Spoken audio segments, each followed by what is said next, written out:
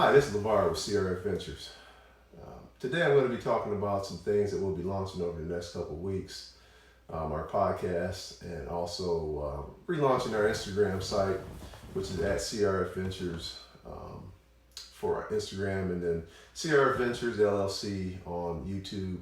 And this is one of the first of many videos that we're going to be putting out that will try to address some of the business strategy and consulting ideals that I've developed over the past 20 years through several businesses and being in partnership with or on the board of several successful entities from either retail or engineering to accounting, so forth.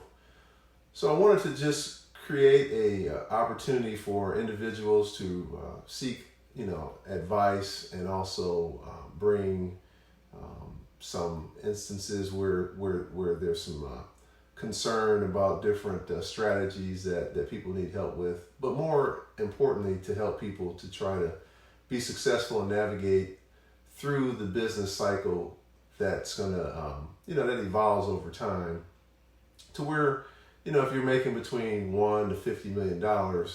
My goal is to be able to help you put together a strategy, whether that be to launch a product or launch your business at the inception, or if it's a mature business where you want to strategize on how to grow the business and get more clients, or if it's also an opportunity to where you're looking at trying to exit. I've participated in all avenues of that cycle, so wanted to be able to put something together to where we can share, where I can share and my staff can share some consulting and expertise to help businesses be successful. So over the next couple of weeks, that's something that you can be on the lookout for. A podcast within the next couple of weeks here in the month of June that will be starting up. And we'll be putting some information on these podcasts that will be informative, some interviews, different entrepreneurs, different things where it'll be helpful for people that are looking to either grow their financial status or wealth, and also want to diversify if they're working, but then also those that want to eventually be able to migrate out into a successful business and be able to grow that. And maybe make it generational where you want to pass it on to your children or family members. And also those individuals that are interested in exiting the business at some point. And primarily, like I said, the focus will be for individuals that are looking or in between the $1 to $50 million. That's kind of the sweet spot that I'll focus on and that I've had expertise in. Higher than that or lower than that, then you probably want to talk to someone else that may have more expertise in that area, but that'll be my target audience, and so I'm looking forward to that. I'm excited about it. Looking forward to sharing the 20 plus years of entrepreneurship and business from the highs and the lows and all aspects of it, but really just to work with people to put together a strategy. So please be on the lookout for that. Again, CRF Ventures is our IG handle, and then also YouTube is CRF Ventures LLC. Website is crfventuresllc.com. And the podcast will also be available on wherever you pick up podcasts. I use Spotify and a couple others, but wherever you use your podcast, you'll be able to pick up and follow along. And please do subscribe to those different channels and Instagram and YouTube because we need all the support that we can. But today I want to talk a little bit about some of the stuff that's going on in the news as a minority with George Floyd and a lot of the different protests and things that are happening, and myself being a business owner and owning commercial real estate in certain areas. We haven't been impacted by it, but at the same time, what I'd like to see and what I wanted to just suggest and maybe just bring up is, one of the things that I see with a lot of the turmoil or the protests, which are rightfully being executed in terms of, well, not executed, but these things are understandable. Let's say that's a better word. These things are understandable given the circumstances of, an officer taking a man's life that was noticeably restrained already and just already subdued. I don't have any understanding of that. And being a minority and, an African American just we understand the issues in our communities with dealing with certain officers. Not all officers are bad, but certain officers definitely are less sensitive to minorities, I'll say. And that officer definitely needs to be fired, and which he was, and incarcerated and put in jail, and the others need to be dealt with as well. It's just a poor example of policemen misbehaving, or just I can't even put words to it. It's just terrible. It's a terrible circumstance. That guy was a father to somebody, a brother, son, and obviously a good friend of one of my friends, Stephen Jackson. So he's definitely been shattered by this as well. But what I wanted to recommend is that we're going out, and a lot of our black, white, whatever, are going out and they're protesting and they're doing these walks. But one of the things that we need to try to do as a community, and also as a body of people that are out protesting the inequities, or the disparity between treatment between minorities of all colors and our European Americans, our counterparts, is to protest with our dollars. And as an African American, we are a huge consumer of products. We consume and we spend a lot more money than a lot of the other affluent European Americans do. And I think if we begin to pull together our resources and protest with our dollars, that's going to make a long lasting impact, much further than what we're doing in terms of looting and burglarizing and burning and doing all these different things that's happening.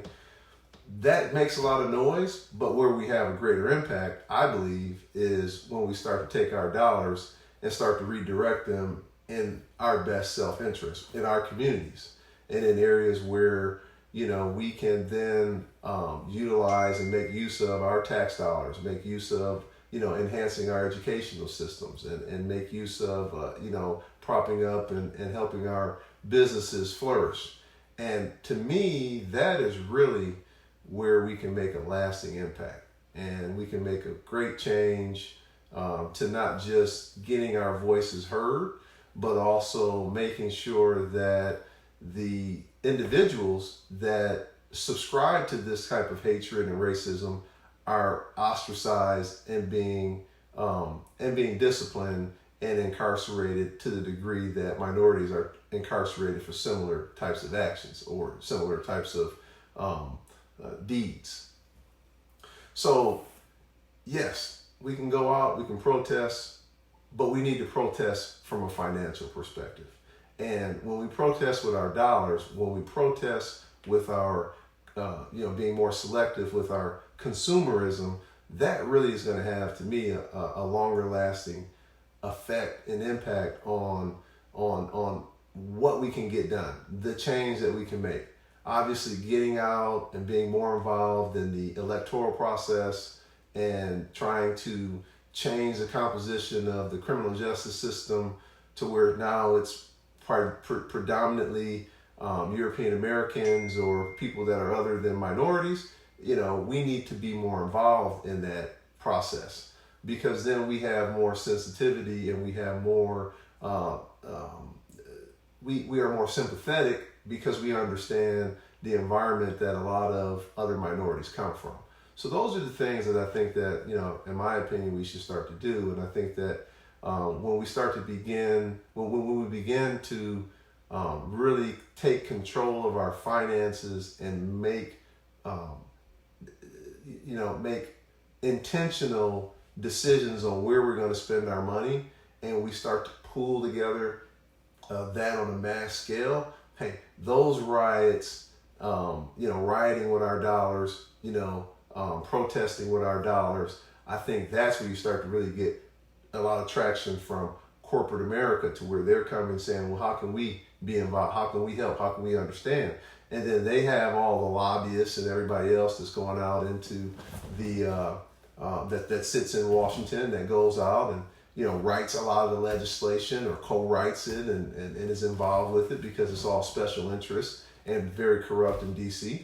And so when you start to put influence on the corporations now because they're not receiving these dollars, then they start to put the pressure on things, and then you start to make some change. We've done this for a long time as minorities.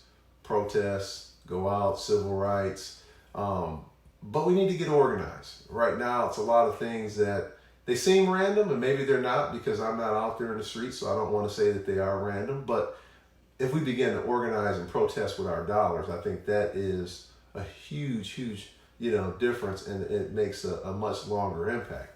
And speaking of that, I think, going into one of the things that we'll be talking about on the, podcast and a lot of the other things that we'll be consulting with people on is, there's really three things that minorities need to begin having conversations with, in addition to obviously how, how you need to behave or act when you're being pulled over or stopped by a police officer. But one of the other things that needs to happen in every household, in every minority household, is a understanding of three things really, and the fourth thing being one of those that I think is just getting more advanced, but really three things: income, expenses, and savings.